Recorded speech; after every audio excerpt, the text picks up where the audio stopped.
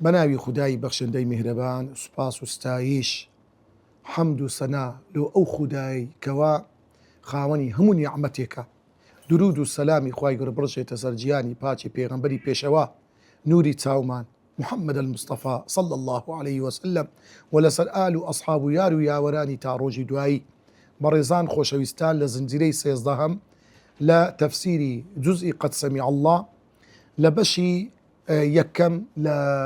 سوورەتی ئەلجوموعە کە گەیشتینە سوورەتی ئەلجوموعە ئەلحەمدولillah بەشی یەکەمی. سەرەتا پێناسەی ئەو سوورەتە پیرۆزە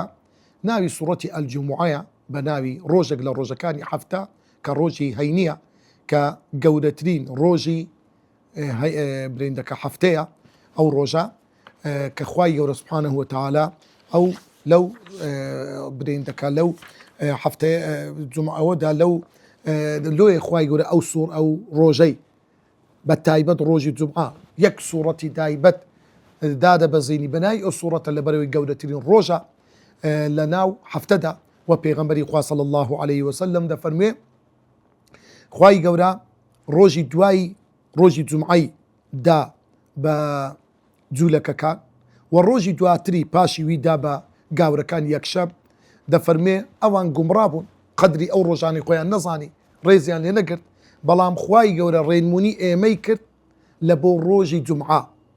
کە دەفەرمێ پێغەمبەری خوا صلی الله عليه وسلم ڕۆژی جومعە سەید الئەیام گەورەی هەموو ڕۆژەکانە یان دەفەرمێ ئین من ئەفضل ئەیامیکم یوم الجومعە لە گەورەترین ڕۆژەکانی حەفتە ڕۆژی جومعەیە دەفەرمێ ئەو ڕۆژە فیه خولیق ئادەم لەو ڕۆژەدا باوکە ئادەم خوای گەورە دروستی کرد وفيه أدخل الجنة لو رجدا خواهي يقول بردية بهشته وفيه أهبط إلى الأرض لو رجدا دابز اليوصل زوي وفيه تيب عليه وللروجي جمعة دابو خواهي يقول التوبي لباوك آدم قبولك يعني وفيه تقوم الساعة للروجي جمعة روجي قيامة دادي لويا أو روجا چي زوزور قوريا روجا چي بيروزا تاك روجك کەوا مسلمانان تێیدا کۆ دەبنەوە بۆ نوێژی هەینی بۆ خوتبەی جومعە کەوا خوای گەورە فەرزی کردیا وەکو فەرز لەسەر هەموو مسلمانێکی نێری عاقلی تێگەیشت و پێگەیشت و لەسەری فەرز و واجبە بەشداری نوێژی هەینی بکە. ژمارەی ئاەتەکانی 11 ئاەتە سوورەتێکی مەدەنیە لە شاری مەدینە دابەزی لە دوای سوورەتی ئەسەف ئەو سوورەتی پێشوو دابەزیە زنجیرەی 62مین سوورەتی قورئانە. دوام گەورەی ئەو سوورەتە پیرۆزە ئەبوو هورێرە دەفەرمێ پێغەمبەری خوددا صلی الله عليه وسلم لە نوێژی هەینیدا سوورەتی ئەلجومعە و سوورەتی ئەلمونافقینی دەخوێندەوە. ئیمامی موسلیم جێڕاویەتەوە دەفەرمێ لە نوێژی جومعە هەندێک جار پێغەمبەری خوا صلی الله عليه وسلم لە ڕکعەتی یەکەم سوورەتی جومعەی دەخوێند لە ڕکعەتی دووەم سوورەتی منافقون هەروەکو هەندێک جاری تریش پێغەمبەری خوا صلی الله عليه وسلم لە نوێژی هەینی سوورەتی ئەعلا و سوورەتی غاشیە خوێندووە. تەوەرەکان و بابەتەکانی ئەو سوورەتە یەکەم باسکردی چەند سیفەتێکی جوان و بەرزی خوای گەورە دوا بە دوای بە دوورگرتنی لە هەموو کەم و کوڕی و نەنجیەک عیبێک خوای گەورە بە دوور دەگیرێ. ئینجا خوای گەورە باسی چەند سیفەتێکی زۆر جوانی خۆی دەکا کە بریتە لە پێشە سیفەتێک. خاڵی دووەم باسکردنی پێغەمبەری خوددا صلی الله عليه وسلم ئەرکە پیرۆزەکانی لەگەڵ ئاماژەکردن بەوانەی لە دوای ئەو دادێن و بڕوای پێدێنن کە ئەمانە خاوەنی بەش و بەخششێکی گەورن لەلایەن خوای گەورەوە. خاڵی سێم تەوەری سێم لەو سوورەتەدا کە ئاماژە پێکردیا ئاماژەکردن بەو جوولەکانی کە زانیان کە زانیاری تەواویان هەبوو دەربارەی پێغەمبەری خوا صلی الله عليه وسلم بەڵام بڕوایان پێ نەهێنا بەهۆی حەسوودی و ئیرەی بردنیان بە پێغەمبەری خوددا و بە مسلمانان. تەوەری چوارم لەو سوورەتە ئەو سوورەتە تشک دەخاتە سەر فەرزێکی زۆر گەورە ئەویش نوێژی هەینیە کە یەکێکە لەو شتانەی کە جوولەکەکان حەسوودیان بەهۆی ڕۆژی جومعەوە بە مسلمانان دەبرد. تەوەری پێنجەم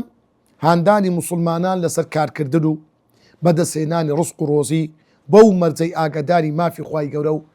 عیبادەتەکان و پەرستشەکان ببن. تەوەری سێم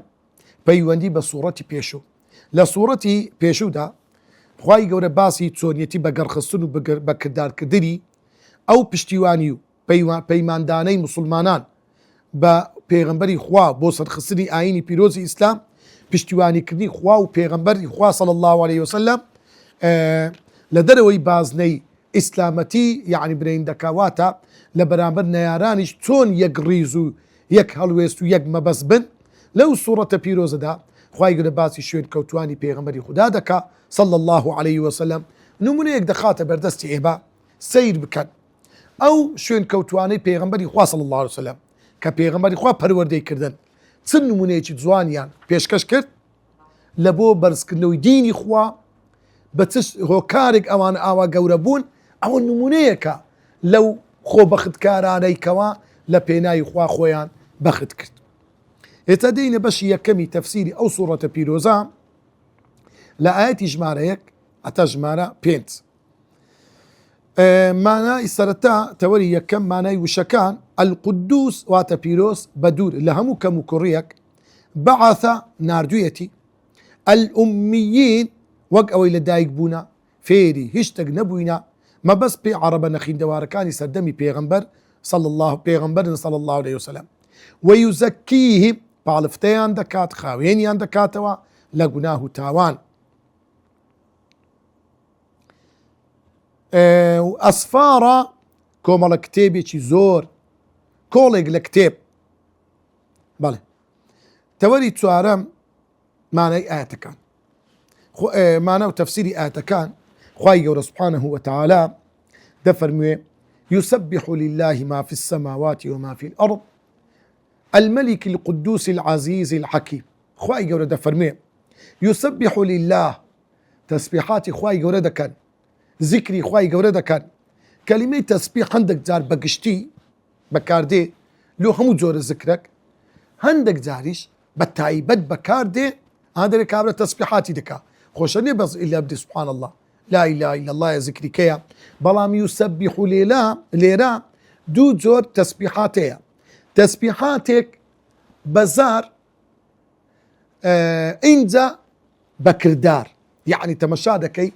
اما هر ذكرك كإنسان دي كبتاي بس ذكري تسبيح سي شيوي هي لناودل بيرو باور دوام بزبان بگفتار سێم بە کردار بە دڵ و ناوناخی مرۆڤ بە عەقیدە و بیر و باوەڕی دەبی تەسبیحاتی خوا بکە کو نابێ هیچ صفاتێکی نەقص هیچ صفاتێکی کەم و کوڕی هیچ عەیبێک بداتە پاڵ خوای گەورە سبحانه وتعالى ئەگەر نا ئەو کەسە تەسبیحاتی خوای گەورەی نەکردووە کابراەک لە سبەینی هەتا ئێوار دەرێ سبحان الله بەڵام ئەگەر خوا نەخواتە کەمترین شتی هەبی ئەوە تەسبیحاتی خوای نەکردیە تەسبیحی خوای گەورە یەکەم جار دەبی لە عەقیدە و بیر و باوەڕ نابی خوای گەورە تەشبیه بکرێ نابی خوای گەورە تەمثیل بکرێ نابی خوای گەورە تەعتیل بکرێ ئەسما و صفاتی واتە لەیسە کەمثله شەیء وهو السەمیع البەصیر خوای گەورە چۆن باسی ذاتی خۆی چۆن باسی ئەسما و صفاتی خۆی کردووە لێ دەگەڕێن لە بۆ خوای گەورە ئیمانمان پێیەتی دڵمان پێی خۆشە خۆمانی پێدەڕازێنینەوە کاری پێدەکەین لە دنیاێ پێی دەپاڕینەوە بەڵام قسەی لێ ناکەین زگە لەوەی کە خوا و پێغەمبەر قسەیان لێ کردووە ئەو تەسبیحاتی تەواوی خوای گەورەی سبحانه وتعالى ئەوە بە عەقیدە و بیر و باوەڕ بە زوبان ئینجا ئینسان بە جوانترین شێوە تەسبیحاتی خوای گەورە بکە تەسبیحی خوای گەورە واتە بە بەرزڕاگرتنی خوای گەورە سبحانه وتعالى لۆیە هەموو مەخلوقاتێک تەسبیحاتی خوا دەکا یعنی کاتێک کە ئینسان تەسبیحی خوای گەورە دەکا بە عەقیدە و بیر و باوەڕ بە کردار و گفتار و بە بیر و باوەڕەکەی ئەو ئینسانە وەکو ئەوەی وایە ماسیەک وەکو ئەوەی کەسێک دەکەوتە ناو ئاوێکی گۆمەکی زۆر قوڵ بەچ ڕزگاری دەبی بەو تەسبیحە یعنی ئەگە مەلەوان بی ڕزگاری دەبی مەلەوانی ژیانی دنیا لەو هەموو جەنجاڵیە لەو هەموو ناخۆشیە لەو هەموو تاقیکردنەوانە ئەوەیە کە تەسبیحی خوای گەورە بکەیت خوای گەورە بە پاک ڕابگری خوای گەورە سبحانه وتعالى تعظیمی بکەیت بزانە تەمەشا بکە هەندێک جار تەسبیح تعظیمە عەقیدەت بەرز و پاک و ڕاست دەکات هەندێک جار تەسبیح ئەوەیە کە دانانە بە کەم و کوڕی خۆت بەرامبەر بە خوای گەورە سبحانه وتعالى هەندێک جار تەسبیح شکری نیعمەتی خوایە. ئەها تەماشا بکە لەو کاتەدا کە فەتحی مەککە کرا، خاتو عائشە دەفەرمێ دوای دابەزینی سوورەتی النەصر ئیذا جاء نەصر الله والفتح، خوای دەفەرمێ ئەی پێغەمبەری خوا کاتێک کە نەسری خوار لۆ هات لە فەتحی مەککە، لە جەنگەکانی تر، والفتح و کاتێک کە شاری مەککەی پیرۆزمان لۆ ئازاد کردی، إذا جاء نصر الله والفتح ورأيت الناس يدخلون في دين الله أفواجا، یەکێشت لەو نیعمەتانەی لەگەڵمان کردی پۆل پۆل بە شاڵاو خەڵک دەهاتن داخلی دینی خوای گەورە دەبوون. ئینجا لەو کاتەدا ئەی پێغەمبەری خوا چ بکە لۆی مەغروریەک خوا نەحاشاکی پێغەمبەر بۆ ئەوەی هەمیشە و بەردەوام ئەو نیعمەتە لەسەر بەردەوام بی، خوای گەورە فەرمووی فسبح بحمد ربك واستغفره. سبحان الله، فسبح بحمد ربك، تسبيحاتك بك لبو خواي قورا تيكلي بك لقد شكرانا بجيري حمد وتحميدي خوا لو يخاتو عايشة دفر من دواي دابزيني أو صورة بردوام بيغنبري خوا دي فرمو سبحانك اللهم وبحمدك أستغفرك وأتوب إليك. سبحان الله، لو أو أمري خوا لو بيغنبر يعني بيغنبري خوا صلى الله عليه كاتك أو دعاي بردوام كرديا أدي بعمل توني أنزام داوا صحابة كان ضلين بيغنبري خوا صلى الله عليه وسلم لسبشتي قشترك بو داخلي ناو كعبة بو داخلي ناو بيت بو والله ضلين بيغنبري خوا صلى الله عليه وسلم كاتك كفتح مكة كدا داخلي ناو كعبة بو هندسري خوي هنا بو خواري لو سبشتي قشتركي هنده هنا بي خواري ريشي مبارسي ببشتي قشتركي كتبو. الله أكبر، لو تواضعا وكو خوبة كمزانين وشكرا لله وسباس جزاري خواي قورا إنجا حمد أوي يعني إنسان بكردار كتسبيح خواي قورا بكا لو يسبح لله أوي كزور مهمة هرسي خال بقرتوا با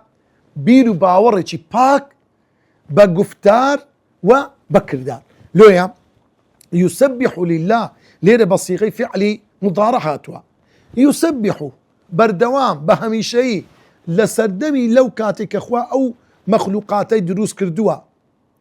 وهتا استا وهتا روجي قيامتي هر هموي تسبيحاتي خوا دكن لله كأو تسبيحاتا خاص تايبد من دبخواي قورا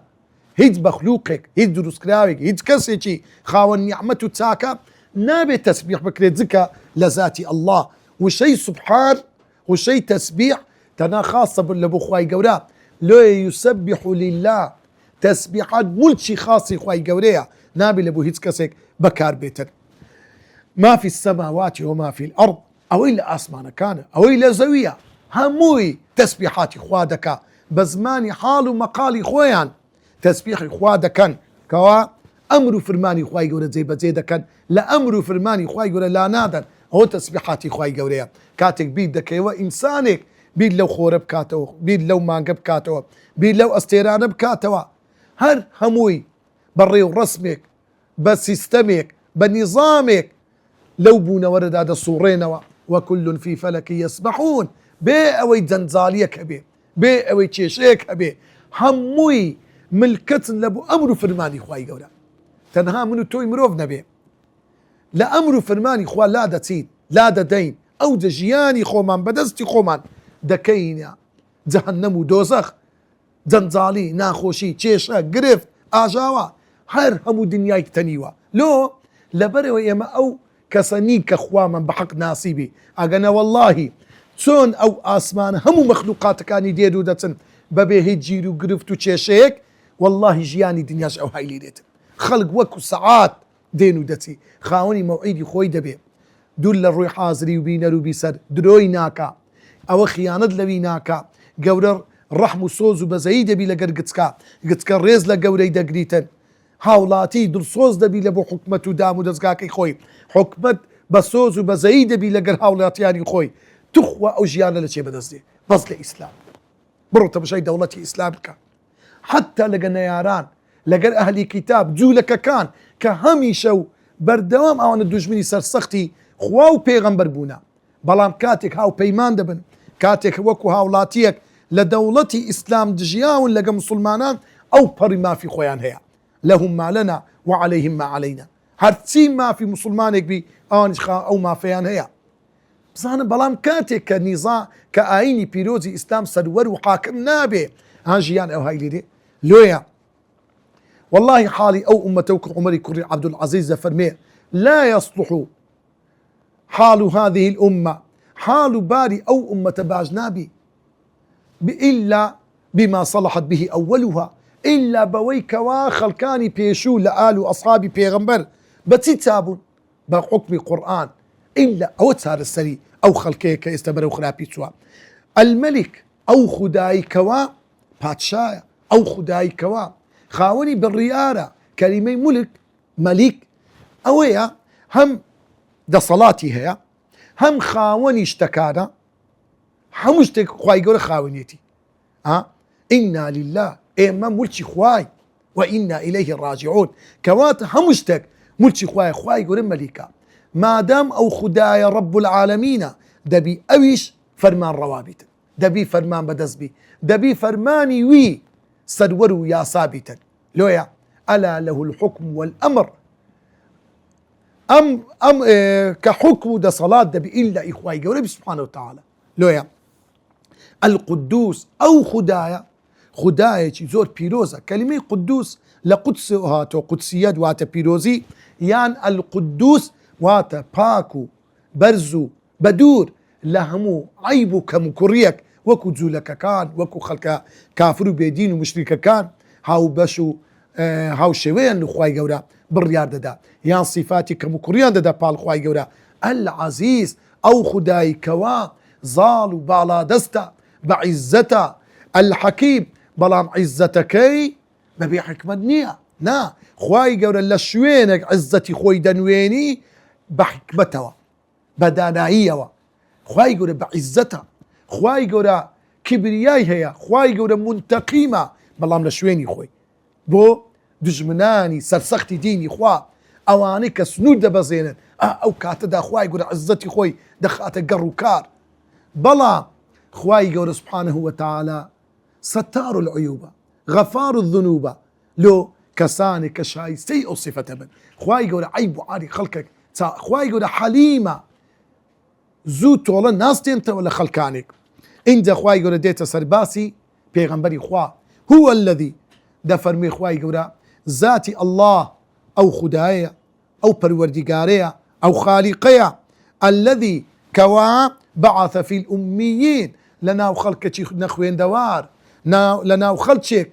ككو من ضالي لدايق دبي هذا وكو كما ولد من أمه أو من ضالي وكو لدايق بآوا نخين دوار منواته هيتي أن نتظاني زور غريب حالبون ليه دا زور نخين دوار هي يعني انت مشابكة خلقك يا هیچ نازانی بخینی و بخینتەوە بەڵام زیرەکە چاوکراوەیە یعنی تازیرەکی ڕقم یەکە سبحان الله کەس ناتەنی فێری لێ بکە هەندێک کەس هەیە لەگەرەوەی نەخیندەوارە غەریب حاڵیشە زمانیشی نییە لۆیە فی الأمیین خوای گەورە لۆ بەوارە دەفەرمێ ئومی وەکو منداڵێکی سادە و ساکارانە ئەوانە عەقلیان هەندە دواکەوتوو بوو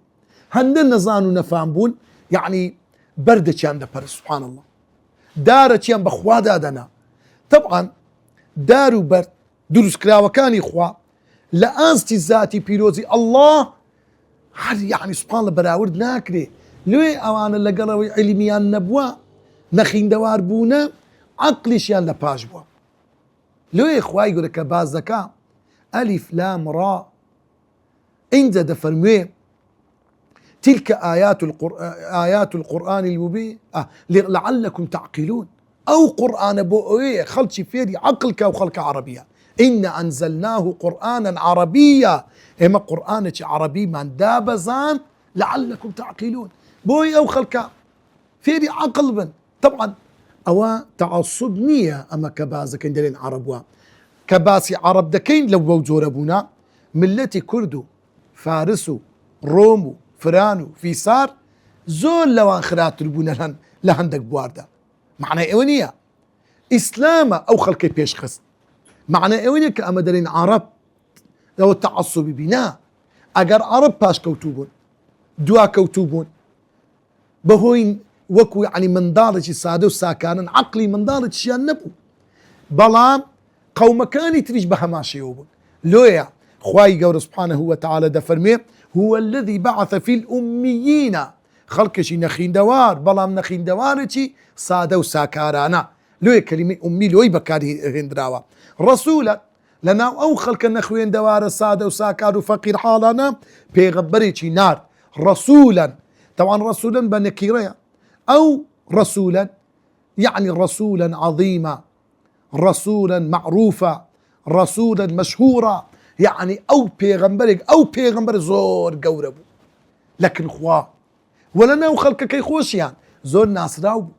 پێغەمبەری خوا صلى الله عليه وسلم کەسێک نەبوو نامۆبی ها خوای گوتم لقد جاءكم رسول من انفسكم لخودي خوتام يعني من انفسكم لقراءتك يا واتا لباشترين كذبوا لباشترين بنماڵە ئەو پێغەمبەری خوا پەیدا بوو کە خۆتان پێتان دەگو الصادق الأمين رسولا پێغەمبەرێکی وامان لەناو ئێوە نارد لەناو ئەو خەڵکە نەخیندەوارە يتلو عليهم آياته ئیشی ئەو پێغەمبەرە چ بوو فێری شتی خراپی نەکردن پێشتریش هەر وەکو پاک بوو بەڕێز بوو بەرز بوو گەورە بوو دەیان ناسی بە هەموو صفەتە جوانانە ئیشی ئەوە بوو يتلو عليهم آياته ئاەتەکانی خوای گەورە بۆیان دەخیندەوە باشە خوێندنەوەی قورئان دەبی چ زەڕ و زیانێکی هەبی لە بوانە ئەوانە چەند بەدبەخت و ماڵ وێران بوونە چەند نەزان و نەفام بوونە وەیوزەکیهم ئینجا پاچی دەکردنەوە پاڵفتەی دەکردن معنەتی پاڵفتەکاری واتە هەموو صفەتە ناڕێک و خراپەکانی لێ جودا دەکردنەوە هەرچی صفەتی جوانە لە مقابل هەڵی دەنان داوای لێ دەکردن ئەوە تەسکەی پێدەوترێت لێیە کاتێکەوە جەعفەر دێتە دوان کاتێکە مەلیکی حەبەشە پێی دەڵێ پێم بڵێ ئەنگۆ چینە ئەوانە هاتینە گلەیتان لێ دەکەن و دەڕێن لە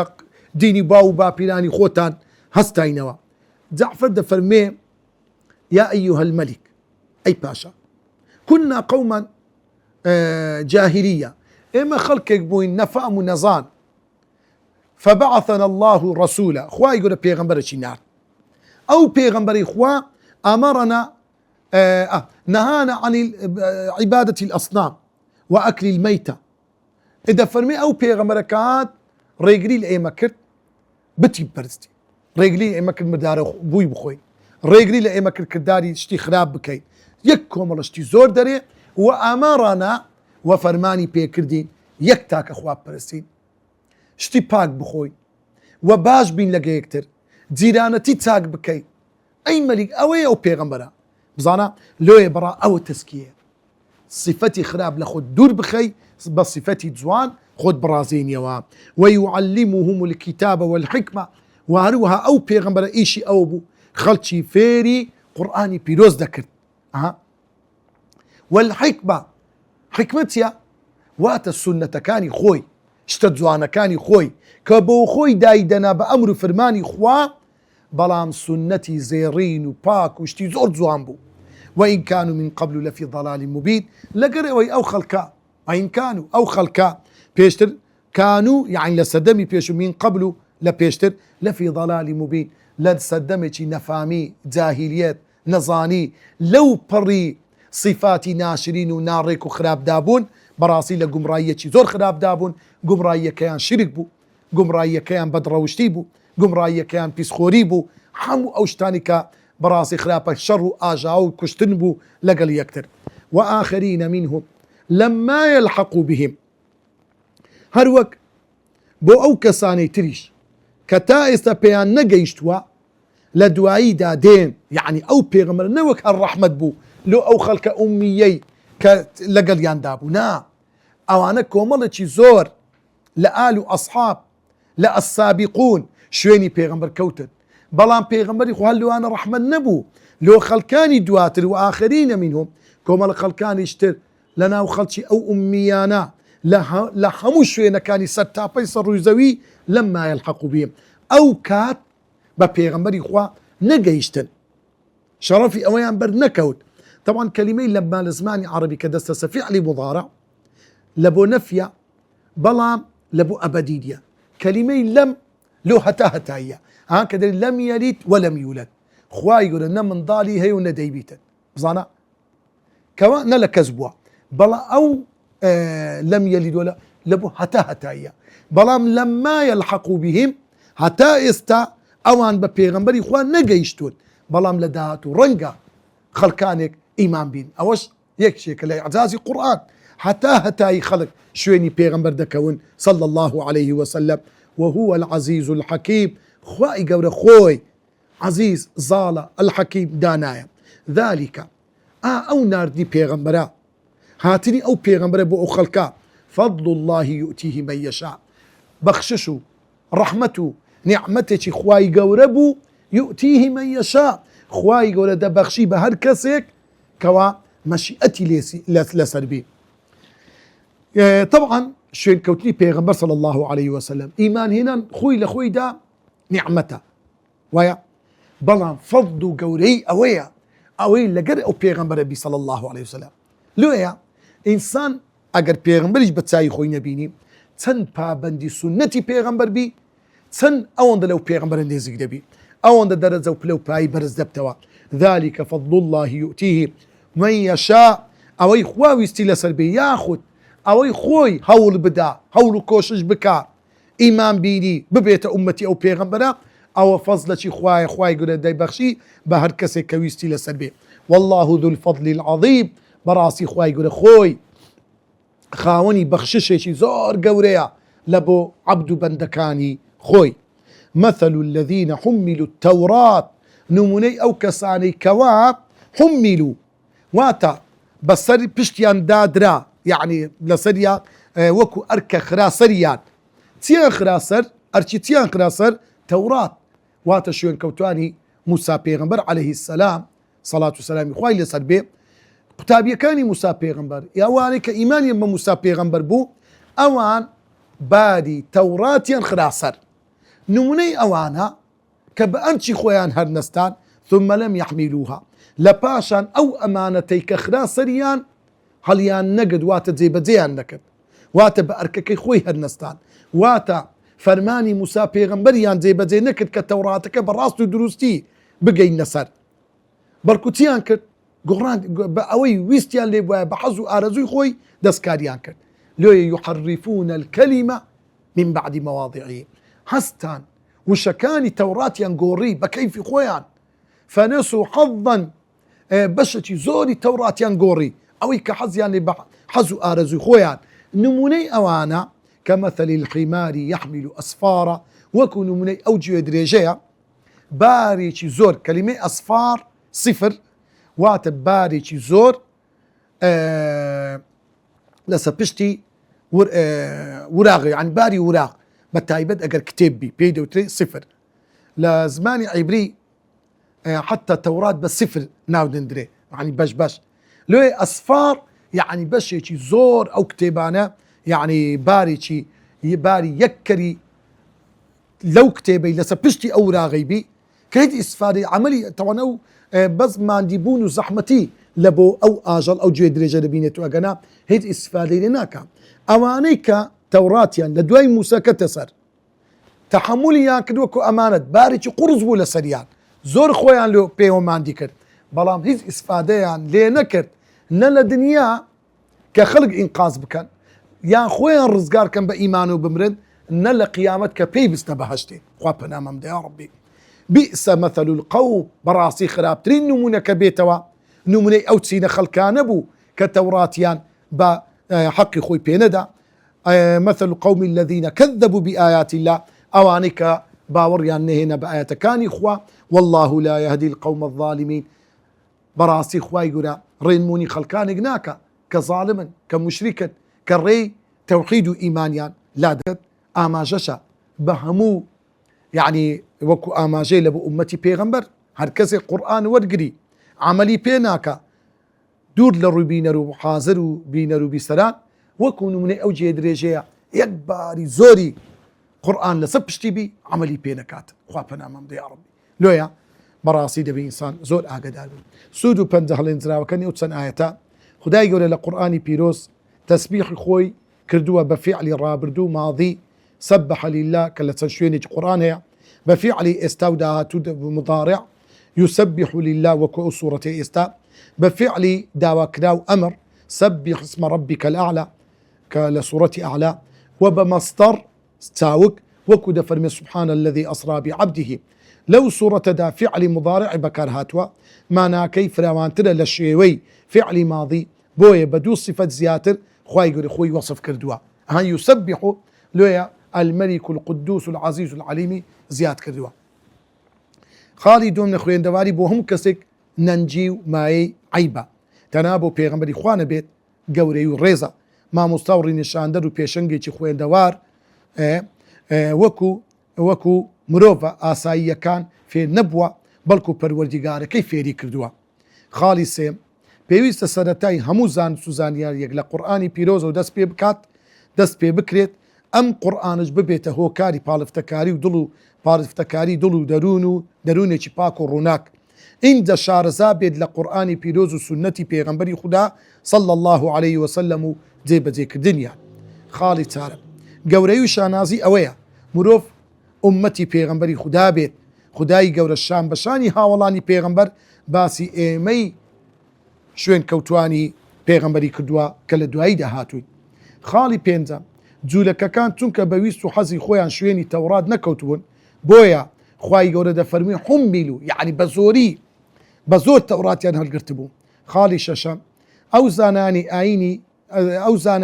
زانای ئاینی کە کردەر بە زانستەکەیان نەکەن خوای گەورە لە قورئانی پیرۆز بە دوو ئاژەڵی زۆر خراپ چواندونی یەکەم سەگ و دووەم گوێدرێژ. سەگ دوور لە ڕووی ئێوەی بەڕێز و بینەر و بیسەر چونکە ژیانی بەندە بە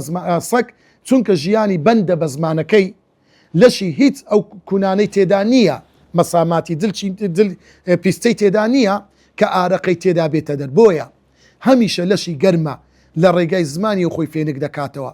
ئەو جۆرە زانایانش تەنها لە ڕێگەی زمانیانەوە دنیا و پۆستی دنیایی بەدەست دێنن ماڵی دنیا بەدەست دێنن زمانی شڕیان زمانی خراپیان لادان لە حەق دەبێتە هۆی ئەوەی بۆ پەیداکردنی ماڵێکی دنیایی سبحان الله لۆیە خوای گەورە ئەوانی شوهاندووە بەسەر. هەروەها ئینجا چونکە فێری ماستاوچیەتی تین لە هەموو بارودۆخ لە حەق و نەحەقدا قسەی خۆیان دەکەن لۆیە خوای گەورە دەفەرموێ فمثله كمثل الكلب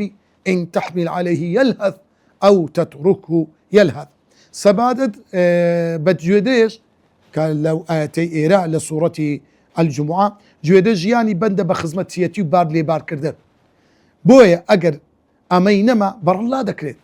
جێدرێژ ئەگەر کابرا ئێستا سیارە پەیدا توێتە و کی یا ئەوانە لێ حاڵی کەرەکان قوربەسەر هەموو وا لە زادێک کەتینە کەس حسابی ئاوڕیان لێ نەدەتەوە. بەڵام ساڵانی پێشی وا باودەیانگۆ ئەوەی کەرەچی نینی نەبی کەرەچی ناینی یعنی تەمەشا خەڵک ئەو های دەگۆ ئەوەی کەرەچی نەبایە ژیانی لە ئەستەم بوو باراشی ئیش و کاری سەفەری ئاوهینانی هەموو شتی بند بوو بەو جێدرێژەی لۆیە یعنی کەواتە لۆیە کەواتە بەکرێ جیراویەتی و ماستاوچیەتی پیشەتی لۆیە جێدرێژ عادەتی وایە یعنی دەبی خۆی نەرم بدوێن لێک خاون ئەو ماڵە ئەگە تووڕە و تۆم بایە ئەگە چەموش بایە بەڕلایەن دەکرد لۆیە زانای ئاینیش بەڕاستی بەداخەوە یعنی ئەگەر پابند نەبێ بەو حەقە بەو قورئانە لەسەر ئەو حەقەی نەبی سوبحانەڵڵا هەتا دەمری دەبی ماستاوچیەتی لۆ خەڵک بکە بەڵام ئەگە بە عیزەتی دینەوە ژیا سوبحانەڵڵا سەربەرزانە دەژی لۆی مامۆستای ئاینی هەمیشە بەردەوام دەبێ بێمنەت بێ دەبێ لەسەر دەست و مستی خۆی بژی وەکو پێغەمبەری خوا صلی الله عليه وسلم بەر لەوەی ببتە پێغەمبەر سەڵات و سەلامی خوای گەورەی لەسەر بێ شوانی کرد بەر لەوەی بتە پێغەمبەری خوا تیجارەتی کرد مامۆستای ئاویش دەبێت چاوکراوە بی لەسەر دەست و مستی خۆی بژی پێغەمبەری خوا زەکاتی وەردەدەگرت حرام بوو زەکات لەسەر پێغەمبەر و ئال و بەیتی پێغەمبەر بەڵام سەدەقەی وەردەگرت. ئاخر خاڵ لەوەی کە ئێمە بەڕاستی سوود و قازانجەکان یعنی وەکو عەمەلکردن لەو ئاەتەتیا یەک خاڵ زۆر مهمە ئەوەی دەیزانی وەکو زانا ئەگەر یەک ئاەتیشە هەمیشە و بەردەوام وەکو خۆی بیگەینە ئەگەر نانزانی لێ بێدەنگ بە ئەگەر دەیزانی بە تەواوەتی بەڕاستی کار بە ئاەتەکانی قورئان بکە قورئان بەرزت دەکاتەوە لەگەڵ قورئان بە خزمەتی قورئان بکە ئەگەر هیچ نازانی تەنها جزئی عەممە بڕۆ لە جێک بەخەڵکی برێ بەوەی پێی گەورە دەبی بەرز دەبیەوە و خوای گەورە ڕێزت لێ دەنێتن. خاڵی تەزکیەش خاڵێکی زۆر گرنگە، هەمیشە بەردەوام خۆت بە دوور بگرە لە عیب و عار و گوناح و تاوان، خۆت بڕازێنەوە بە صفاتی جوانی قورآن و سنەتی پێغەمبەر صلى الله عليه وسلم. وصلى الله وسلم على سيدنا محمد وعلى آله وصحبه أجمعين.